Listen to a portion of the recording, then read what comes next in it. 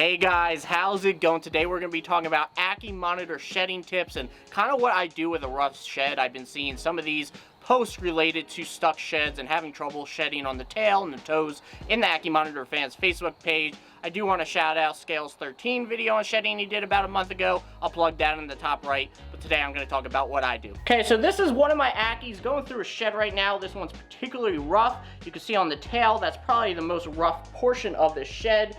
He is actively shedding though. You can see the back has shed just recent, but we still have the head and some of the legs to go. So he's gonna climb on me while I talk to you guys.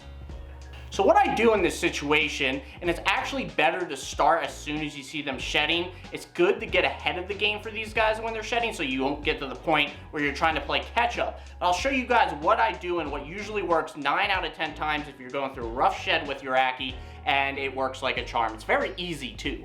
So a lot of people worry about increasing their humidity, usually over 80% in their Ackie monitor enclosures. They worry about things like respiratory issues, elements like that. But that is really not that much of a concern with Ackies. I know quite a few people who keep these guys permanently in high humidity environments. Previously on the channel, we've talked about humidity quite in depth for these guys, and I've came to a couple of conclusions. Well, now I kind of have a new one.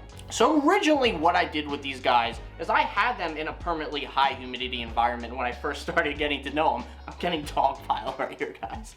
But when I first really started out, they were high humidity, always above 80%.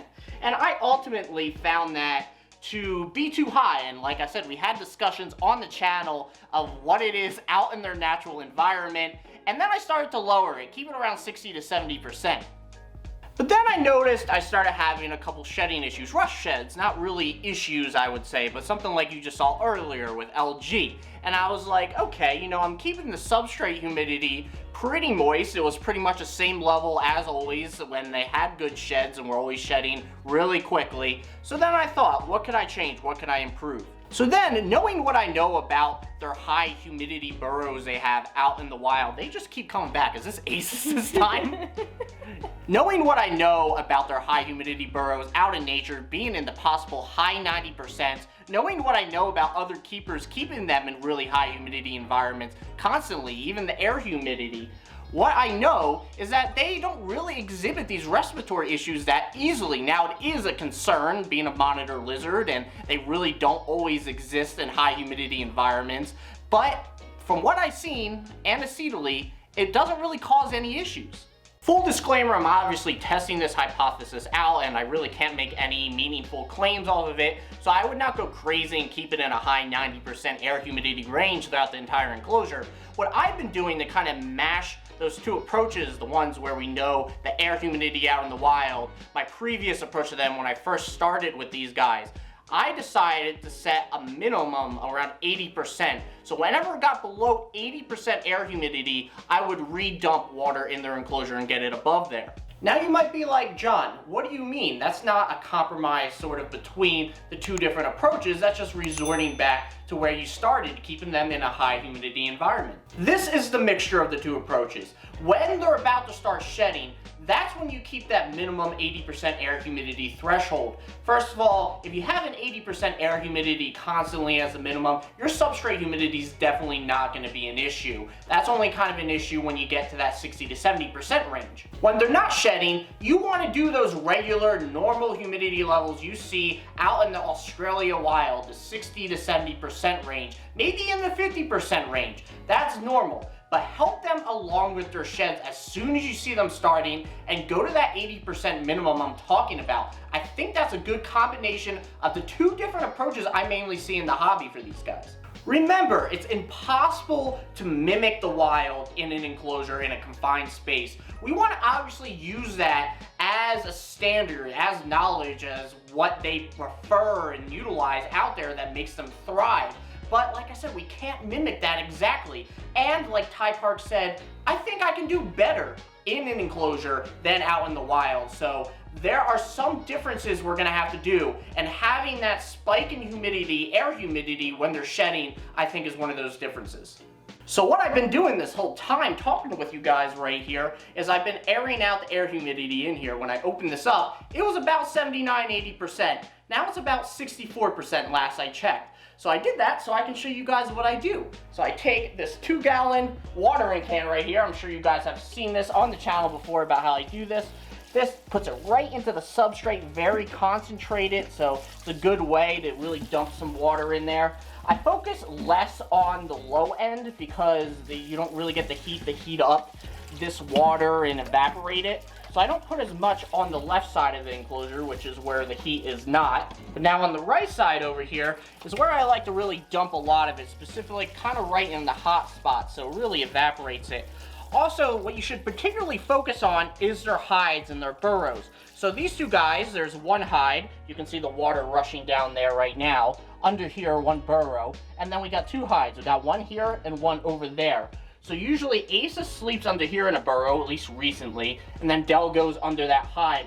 So I concentrate the most moisture around those hides where they go and burrow, and they reside at night and get that high humidity requirement. So I pour a little extra around those areas just to make sure that where they go to sleep is high in humidity. So your main concentrations here, and it's okay if you dump water on them, they're fine. Your main concentrations here are right around the basking spot to make sure it heats up and evaporates, and then obviously around their hides and their burrows.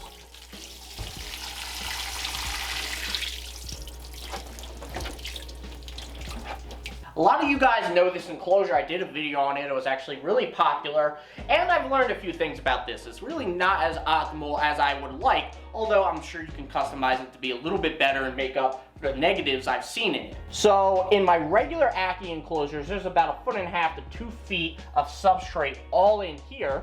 Now in here, this enclosure, there is probably about 1 foot of substrate. And that extra foot of substrate has really made a difference. I'm a big advocate for 2 feet of height not being enough for an Ackie monitor, and at least having 3 feet, probably optimally 4 feet. And this is one of the reasons why. It's a lot harder to maintain proper humidity levels if you want to kind of look in here, and it's wet right there because I just dumped the water bowl to change it.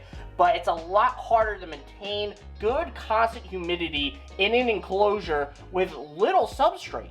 So before I give you guys, you individuals who have 1 foot or less of substrate, a tip I've learned about having Ackie monitors in that type of environment, I do just want to give the disclaimer that this is definitely not the most insulated enclosure, not like my other Ackie enclosures. I mean, there's vents here that the humidity could come through, so it's definitely not all the substrate depth. I just kind of wanted to say that first. So this works really well in non-wooden enclosures because you're going to have to wet some of the sides. So in this, we have metal. I believe it's metal, aluminum, I don't know. But if you have this or like a PVC, this will work fine. What I do is twice a day, with this little spray can, this stir thingy, I don't know, I just spray down the sides, get the water droplets to form, and they'll kind of hang there for a little bit. And then I will kind of wet in the different objects in there, like the climbing wood and everything. Again, it's really important to get the spot right under the basking spot wet so it evaporates.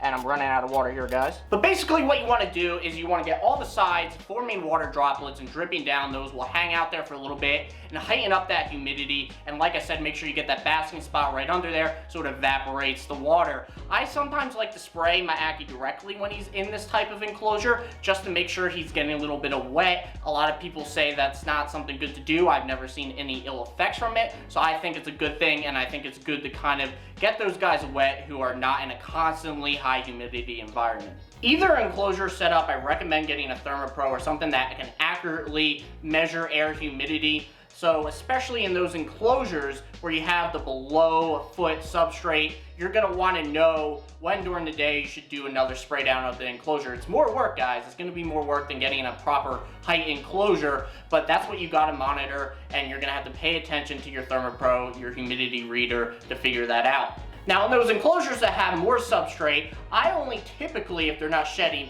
have to do this probably once every 2 weeks. When they're shedding, I do it about once a week, and obviously that's a lot less work than having to spray down 2 times a day. Anyway, what it comes down to really is just giving a boost to your Ackie enclosure when they're going through sheds. 5 to 10% over your norm probably would work fine, but you can't follow exactly what I'm doing. That's really the trick here. And I know it's pretty simple, but we had some discussion behind why that matters, how I got to that conclusion. And that's important because this is not a proven idea, and this is kind of just my theory and my understanding. So I wanted to communicate that there before simply saying just increase your humidity when they're shedding.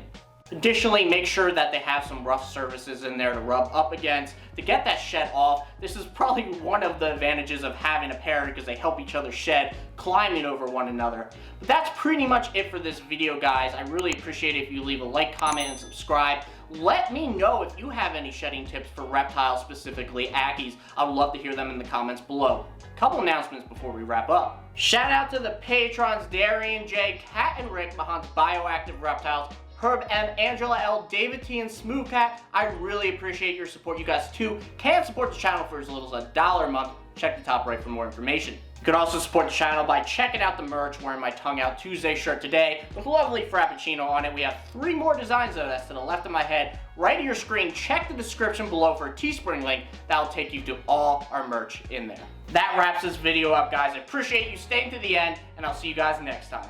Bye.